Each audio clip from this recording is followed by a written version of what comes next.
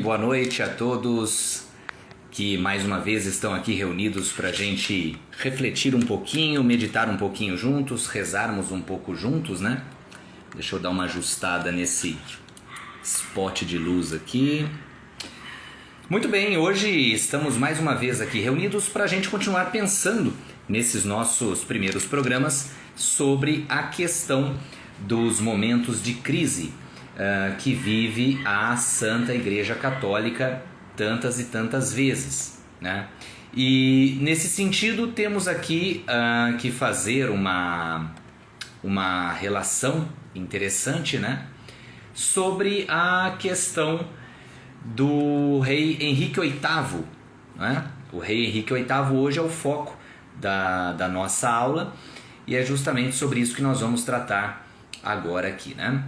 Nas últimas aulas nós viemos tratando dessa questão de que a igreja hoje ela tem realmente muitos católicos dentro dela totalmente contrários ao que ensina e ao que deveria ser a prioridade na igreja católica. Então sejam os clérigos religiosos ou leigos, existe aí uma grande contaminação de falsas ideologias, né? Falsas ideias, ideologias, até mesmo um certo espírito de posso fazer o que eu quiser dentro da igreja, o que vale é a minha relação direta com Deus. E esse foi o grande erro de muitas pessoas que nós chamamos de hereges, não é? Que nós chamamos aí de dissidentes em relação à Igreja Católica Apostólica Romana. Então nós viemos investigando as primeiras heresias. Nas últimas duas aulas nós centramos um pouco o nosso encontro sobre Martinho Lutero e hoje nós vamos falar de outro caso clássico, muitas vezes ensinado de forma errada nas escolas, que é o caso do rei Henrique VIII. Vou dando boa noite aí às mulheres que já entraram, né? As meninas, Júlia, Olívia, Leda, uma boa noite. E a Ana Espaduzano entrando agora, uma boa noite também. E antes da gente fazer aí nossa curta aula e depois a nossa oração, nosso terço de reparação pelos sacerdotes, vamos aqui fazer nossa oração inicial. Em nome do Pai, do Filho e do Espírito Santo. Amém. Inspirai, Senhor, as nossas ações e ajudai-nos a realizá-las para que em vós comece e para vós termine tudo aquilo que fizermos por Cristo, Senhor nosso. Amém. Pai nosso que estais no céu, santificado seja o vosso nome. Venha a nós o vosso reino, seja feita a vossa vontade, assim na terra como no céu. O pão nosso de cada dia nos dai hoje, perdoai nossas ofensas, assim como nós perdoamos quem nos tem ofendido. E não nos deixeis cair em tentação, mas livrai-nos do mal. Amém. Ave Maria, cheia de graça, o Senhor é convosco. Bendita sois vós entre as mulheres e bendito é o fruto de vosso ventre, Jesus. Santa Maria, Mãe de Deus, rogai por nós, pecadores, agora e na hora de nossa morte. Amém. Glória ao Pai, ao Filho e ao Espírito Santo, como era no princípio, agora e sempre. Amém. Pois bem, vamos direto aí ao nosso assunto da noite, né, que é o caso do rei Henrique VIII. Bom, se eu perguntasse para você, se você já estudou isso, né, e se lembra desse tema, ele é um tema muito recorrente nas escolas no 7º ano, tá, do ensino fundamental. E em algumas escolas varia, às vezes na primeira série do ensino médio, às vezes na segunda série do ensino médio, né? E é uma matéria que a gente aprende assim muito por cima e que diz o seguinte, né? O rei Henrique VIII era um rei inglês, tá? Que reinou no século XVI, pai da famosa rainha Elizabeth I, que tinha uma esposa chamada Catarina de Aragão. Em certo momento quis se divorciar, a igreja não permitiu o divórcio, então ele cria, né, de alguma forma, a própria igreja, a igreja da Inglaterra, para poder se divorciar. Isso é o básico ensinado aí nas escolas, né? Qual não foi a minha própria surpresa ao investigar um pouco mais sobre a vida desse rei, né, famigerado rei Henrique VIII, através desse livro, que é excelente, tá? Porém, recomendo aí para pessoas com um pouco mais de gabarito intelectual, no sentido de que já tenham aí um percurso intelectual um pouco mais longo, porque não é uma leitura fácil, tá? Mas é esse livro aqui, ó, Politização da Bíblia. dos escritores Scott Hahn. Scott Hahn já é um autor consagrado dentro do catolicismo, muita gente já o conhece, era um protestante que se converteu ao catolicismo, e Benjamin Wiker. E os dois vão fazer uma investigação de como a Bíblia foi sendo pouco a pouco utilizada e manipulada por interesses políticos até chegar na mentalidade que nós temos hoje acerca da Bíblia, né? E isso não começou com Lutero, ele foi até muito antes, eles vão até muito antes do próprio Martinho Lutero. Bom, o que acontece é o seguinte, quem era Henrique VIII?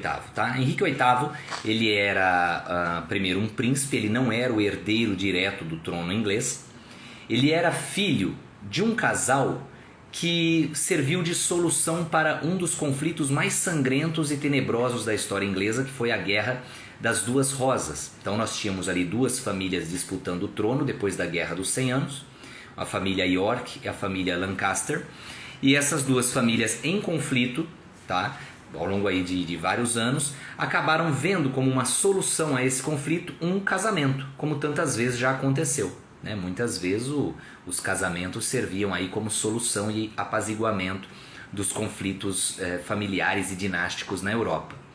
E aí saiu uma nova dinastia, a dinastia chamada Tudor.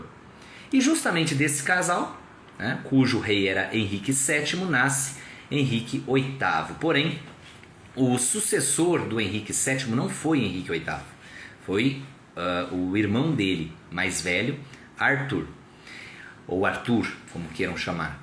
E aí esse irmão falece, ainda jovem, né? E o trono sobra para o próximo na sucessão, como o Arthur não tinha filhos, sobrou para o Henrique VIII. E o Henrique VIII não apenas aceitou o trono, mas se casou com a viúva do irmão, Catarina de Aragão. Essa Catarina não era qualquer princesa, né? Não era qualquer rainha até já nessa época. Ela era filha dos fundadores da Espanha, os famosos reis católicos Fernando e Isabel. Então veja que é uma pessoa influente. Ela era sobrinha do imperador do Sacro Império Romano Germânico à época, que era Carlos V. Então a família ao redor da Catarina de Aragão era uma família muito poderosa. E o Henrique VIII casa-se com ela. Bom, uma grande preocupação da época, de fato, era o ter filhos homens. Nós sabemos que a dinastia estava mais segura quando o rei tinha já seus primogênitos, né, os seus filhos homens mais velhos, porque isso garantia segurança para o reinado. Quando não tinha um sucessor legítimo ou masculino, para quem era um direito natural da época, a sucessão familiar, não diria direito natural, vamos dizer aqui um direito político e civil, né? Acho que é um termo que cabe melhor. Isso podia gerar guerra civil. A própria população ficava muito interessada se o rei ou o sucessor do rei tinha relações íntimas com a sua esposa e se eles já tinham filhos e de preferência filhos homens, porque numa guerra civil a própria população era colocada infelizmente para lutar. E nesse sentido, Catarina até teve filhos homens com Henrique VIII, porém esses filhos morriam cedo. Agora é uma ilusão nós acharmos que Henrique VIII criou a dissidência da igreja anglicana simplesmente por um ato de eu não tenho filho homem, então quero me separar. Isso aí somou-se às justificativas que ele tinha. O fato é que Henrique VIII, embora fosse um grande católico em alguns aspectos, era um péssimo católico em outros, como nós veremos daqui a pouco. O fato é o seguinte, Henrique VIII ele chegou a ser até homenageado com o título de defensor da fé pelo Papa Leão X no ano de 1521. O que ele fez para ganhar esse título? Com a ajuda de dois homens muito importantes, dois filósofos da época ingleses, Thomas More e John Fisher, ele escreveu um tratado incrível, A Defesa dos Sete Sacramentos. E contra quem ele estava escrevendo esse tratado? Contra as ideias de Martinho Lutero. Então ele escreve esse livro, né, essa tese dele, né, combatendo com argumentos católicos as ideias luteranas. E ele fez uma defesa assim, espetacular, inclusive do matrimônio. O que é, né, muito irônico, tendo em vista que aquilo que o faz entrar em conflito direto com a igreja mais tarde tenha como mote central a questão matrimonial, né? Então, Henrique tinha várias ambições. Uma delas, por exemplo, era se tornar o imperador do Sacro Império Romano Germânico. Então nós temos que entender que o Sacro Império, ele era meio que assim o único reinado realmente diretamente ligado à influência papal. Então, dominar o Sacro Império poderia ser uma forma também de dominar o papado ou exercer uma influência muito grande. E não era necessário a pessoa ser de uma certa dinastia contínua do Sacro Império. Aparentemente era possível outras pessoas fora da nacionalidade, porque não tinha bem uma nação, você tinha ali um aglomerado de nobrezas germânicas, você conseguiria se tornar imperador dali. Henrique tinha esse desejo, né? Como eu disse, o Henrique VIII tinha o lado de bom católico dele, mas tinha o lado de mau católico. Qual era o lado péssimo dele? Devasso, cheio de amantes, já tinha vários filhos bastardos no primeiro casamento dele. E em certo momento ele deseja se casar com Ana Bolena, uma outra mulher por quem ele se apaixonou, e para isso era necessária a anulação do casamento. Então, antes, eu não vou entrar muito nesse assunto porque a gente não tem muito tempo, mas entenda o seguinte: a Igreja Católica não anula casamentos. Ela pode, mediante a solicitação do casal, verificar se esse casamento, por aspectos diversos, nem chegou a acontecer, se ele foi nulo já no instante em que ele aconteceu na igreja. Então a igreja verifica, foi nulo, não foi nulo. Nesse caso, não foi permitido o divórcio de Henrique VIII. O que Deus uniu, o homem não separa, é um princípio muito antigo, fundado por nosso Senhor Jesus Cristo. Então, o Henrique VIII começou a evocar uma passagem do Antigo Testamento, Levítico capítulo 18, versículo 16, que dizia assim, né? Um dos mandamentos da lei mosaica: não descobrirás a nudez da esposa de teu irmão, ela é a nudez de teu irmão. E como Catarina era viúva de Arthur, o Henrique VIII encasquetou que essa passagem do Antigo Testamento, já invalidada pela nova aliança, estabelecida por Jesus Cristo e pela Igreja Católica, ele achou que esse versículo era o bastante para determinar a sua separação em relação à esposa, Catarina de Aragão. Só que ele também via isso como uma espécie de justificativa para a falta de filhos legítimos. Então ele começa a colocar na cabeça a ideia de que esse versículo do Antigo Testamento o tornavam amaldiçoado, e por isso ele não tinha filhos homens, né?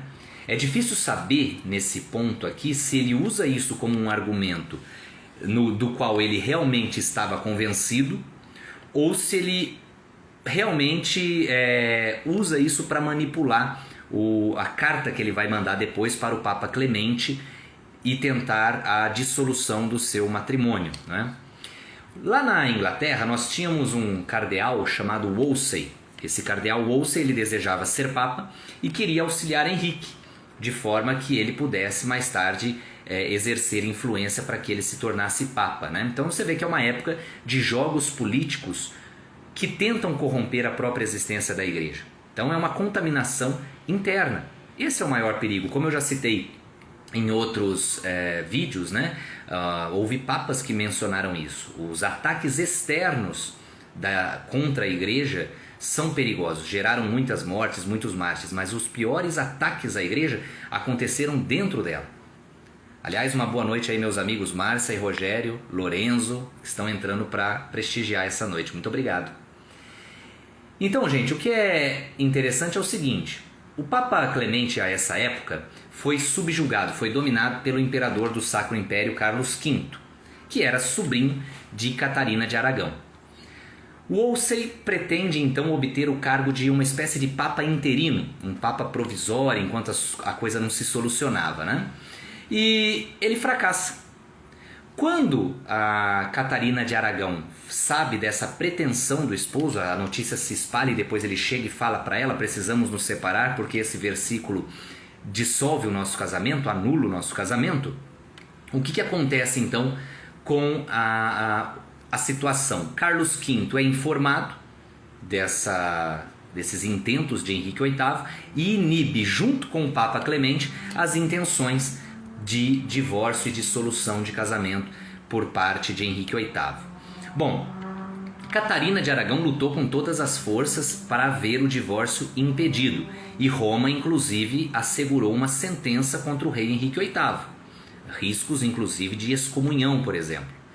Henrique VIII começa uma campanha por apoiadores.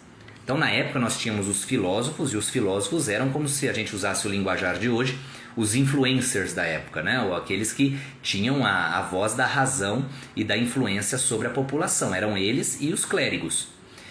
E um desses influencers é Thomas Moros.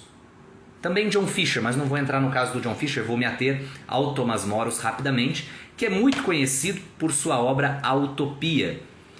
E o Thomas Moros, como um grande filósofo e um grande católico, recusa-se a dar apoio a Henrique VIII. Thomas Moros, por uma época, foi até mesmo chanceler, ou o que a gente chama hoje de primeiro-ministro da Inglaterra, inclusive com intenções do Henrique VIII de usar esse cargo para influenciar a decisão de Thomas Moros. Abri um parêntese aqui, Thomas Moros, também conhecido como Thomas More, ok? E aí o Moros se recusa, ele, entre outros, vão ser executados justamente por se recusarem a apoiar o rei, especialmente quando o rei separa um grande grupo de bispos e cardeais que apoiaram seu intento. Eu recomendo, inclusive, sobre esse tema, um dos melhores filmes já feitos, né? O Homem que Não Vendeu a Sua Alma, vencedor de 6 Oscars, até surpreende, porque é um filme de essência totalmente católica, né? E tem uma cena muito incrível desse filme, em que um amigo do Thomas More chega para ele e fala assim: olha, Thomas, assina essa carta de apoio ao rei, nem que seja por camaradagem. E Thomas More responde para ele assim: e quando tu entrares no céu com a tua consciência limpa, e eu for para o inferno por ter traído a minha consciência, você vai me acompanhar por camaradagem? Ou seja, a ideia de que ele não poderia jamais trair o seu princípio, que era vinculado à luz da verdade de Cristo, não é? Nesse sentido, Henrique VIII começa a usar o cenário da igreja anglicana e a Bíblia com fins pessoais e políticos. Isso vai levar depois a uma das conclusões que nós vamos tirar em alguns encontros, daqui a alguns encontros, né? Que é o fato de que hoje muitas igrejas e muitas pessoas utilizam a Bíblia não mais com a busca pela verdade, mas sim com a utilidade que possa tirar da Bíblia. E esse é o grande mote dessa politização da Bíblia que eu falei há pouco, relacionado a esse livro do Scott Hahn e do Benjamin Wiker, né? Que é essa ideia muito triste de você perceber que não é a busca pela verdade e pelos princípios, mas a busca pela utilidade prática, utilidade política, utilidade pessoal que levou tantas pessoas ao pecado e também à danação. Cabe mencionar que depois dessa separação, tanto o divórcio, né, pessoal quanto a separação da igreja, Henrique VIII teve mais 5 esposas. A própria Ana Bolena e outra esposa mais tarde foram executadas, acusadas de adultério e de traição. Quando Henrique VIII morreu, não foi o governo direto de Elizabeth I, como muitos professores, e eu muitas vezes ensinei, né, de forma completamente equivocada, e aí é o perigo, né, que eu menciono da história muitas vezes manipulada e mal ensinada nas escolas, né? Não foi Elizabeth I que governou em seguida. Nós tivemos o reinado de alguns anos do rei Edward VI, ou Eduardo VI, que era filho da terceira esposa de Henrique VIII, Jane Seymour. Depois, quando ele morre, temos um governo de apenas 9 dias de Lady Jane Grey, que era sua esposa, né, a esposa de Eduardo VI. Em seguida, com uma manipulação política, temos o governo de Mary I, né, Maria I, ou Mary I. E, finalmente, a filha de Henrique VIII com Ana Bolena, Elizabeth I. Então Henrique VIII não morreu sem filhos homens, ele teve vários filhos, muitos deles bastardos ilegítimos, né, como nós chamamos.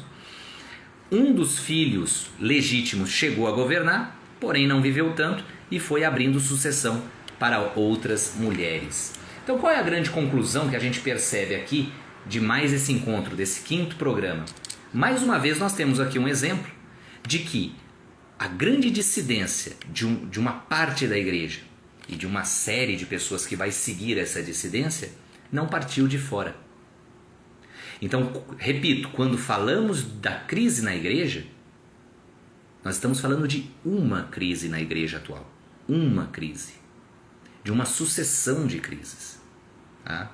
Então, nós não podemos ficar atidos a essas pessoas problemáticas de dentro da igreja como motivadoras ou desculpas para nos afastarmos da igreja. Como disse Chesterton, né? A igreja já morreu e ressuscitou muitas vezes, porque ela tem um Deus que sabe como sair da sepultura. Então não nos preocupemos com isso.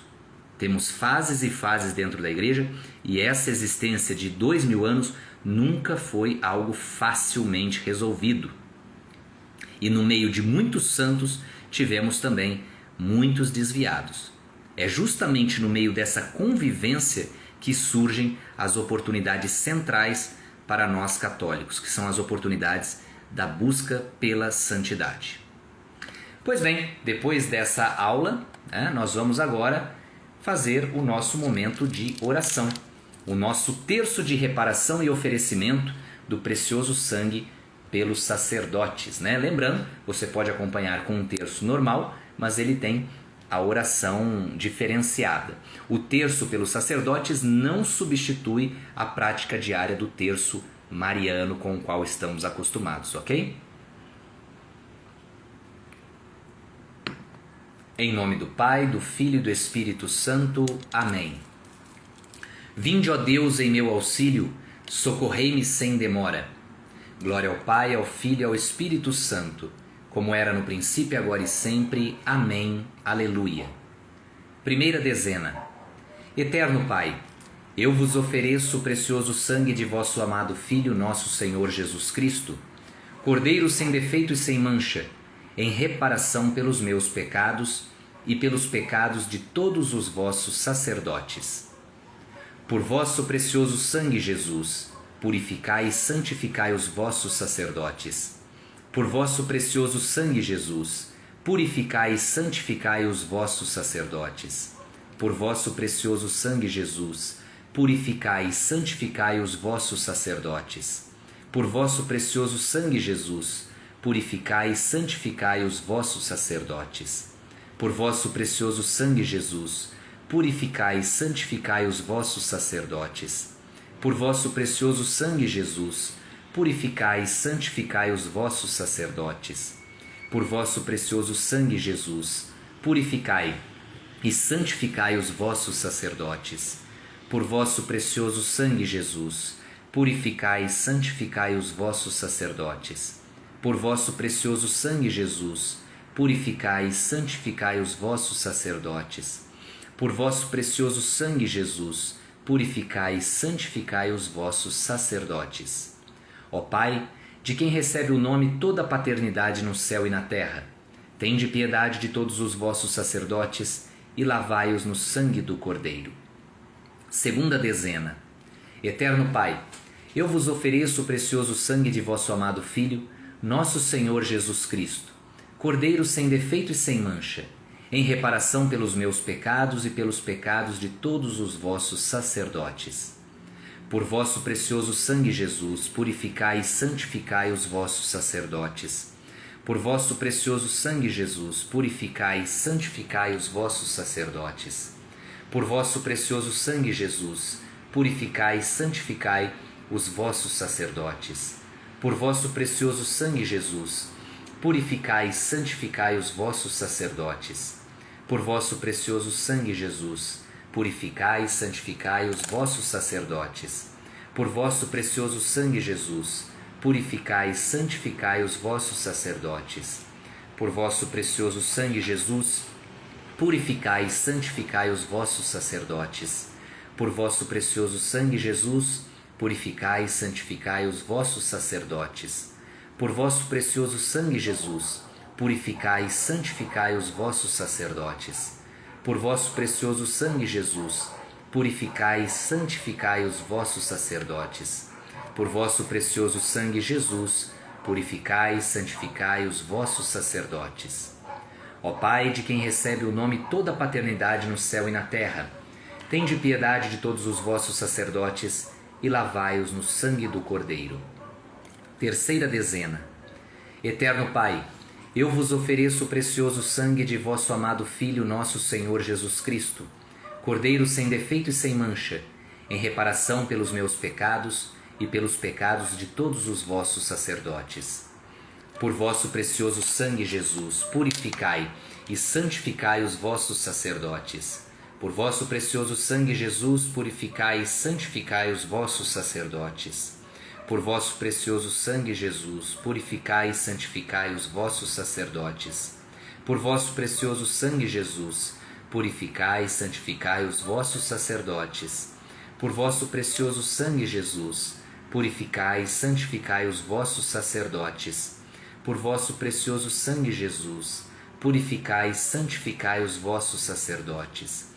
Por vosso precioso sangue, Jesus, purificai e santificai os vossos sacerdotes. Por vosso precioso sangue, Jesus, purificai e santificai os vossos sacerdotes. Por vosso precioso sangue, Jesus, purificai e santificai os vossos sacerdotes. Por vosso precioso sangue, Jesus, purificai e santificai os vossos sacerdotes. Ó Pai, de quem recebe o nome toda a paternidade no céu e na terra, tende piedade de todos os vossos sacerdotes e lavai-os no sangue do Cordeiro. Quarta dezena. Eterno Pai, eu vos ofereço o precioso sangue de vosso amado Filho, nosso Senhor Jesus Cristo, Cordeiro sem defeito e sem mancha em reparação pelos meus pecados e pelos pecados de todos os vossos sacerdotes. Por vosso precioso sangue, Jesus, purificai e santificai os vossos sacerdotes. Por vosso precioso sangue, Jesus, purificai e santificai os vossos sacerdotes. Por vosso precioso sangue, Jesus, purificai e santificai os vossos sacerdotes. Por vosso precioso sangue, Jesus, purificai e santificai os vossos sacerdotes. Por vosso precioso sangue, Jesus, purificai e santificai os vossos sacerdotes. Por vosso precioso sangue, Jesus, purificai e santificai os vossos sacerdotes. Por vosso precioso sangue, Jesus, purificai e santificai os vossos sacerdotes. Por vosso precioso sangue, Jesus, purificai e santificai os vossos sacerdotes. Por vosso precioso sangue, Jesus, purificai e santificai os vossos sacerdotes. Por vosso precioso sangue, Jesus, purificai e santificai os vossos sacerdotes. Ó Pai, de quem recebe o nome toda a paternidade no céu e na terra, tende piedade de todos os vossos sacerdotes e lavai-os no sangue do Cordeiro.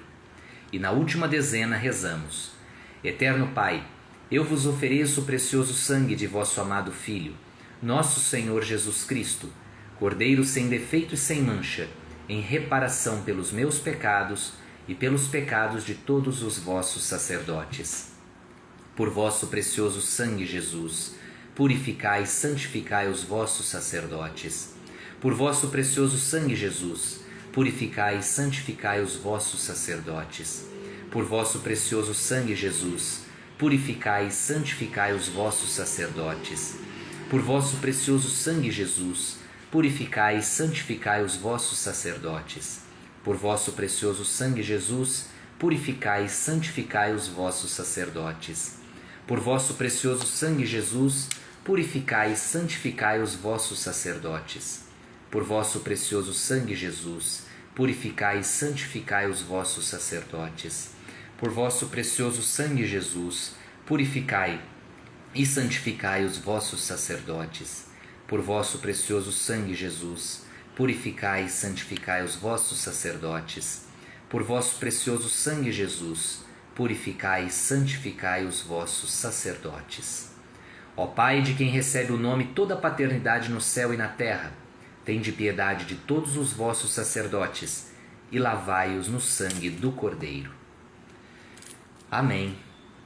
Queridos amigos, queridos irmãos, semana que vem vamos tratar, dando mais um passo aí ao longo da história, das afrontas do iluminismo e da era moderna contra a Igreja Católica. E aí nós vamos começar a perceber como essas dissidências que partiram de dentro da Igreja acabaram alcançando a parte de fora da Igreja, chegando ao chamado Estado laico. Um grande abraço, fiquem com Deus, tenham uma boa semana, em nome do Pai, do Filho e do Espírito Santo. Amém.